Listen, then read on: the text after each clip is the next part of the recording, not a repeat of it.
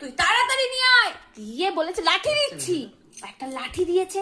সেই লাঠিটা নিয়ে আউলের কাছে গেছে হনুমানটা, দিয়ে বলেছে এই স্তুতির বোতলটা নিয়ে গেছিস, তাড়াতাড়ি দে তাড়াতাড়ি দে। বলছে আমি জল খাবো তো।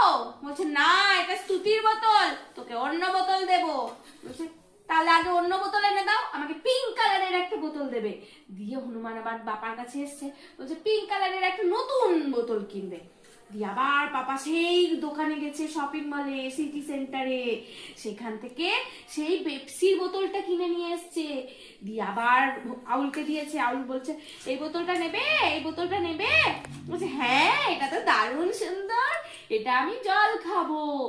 সেই বোতলটা নিয়ে গেছে আউল, নিয়ে সেই এরোপ্লেন এসেছিল। বলেছে আমি মিমোর কাছে যাব, মিমো এরোপ্লেনে করে হায়দ্রাবাদ গেছে, আমি মিমোর কাছে যাব।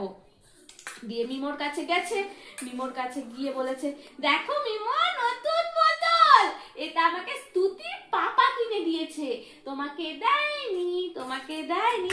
মিমো বলছে কি বললি, তুই স্তুতির পাপার কাছ থেকে কেন নিয়েছিস বোতল? বলছে না, আমি তো জল খাবো, আমি যে স্তুতির বোতলটা চুরি করে নিয়ে চলে এসেছিলাম, তার জন্য স্তুতির পাপা আমাকে এই বোতলটা কিনে দিয়েছে। বলছে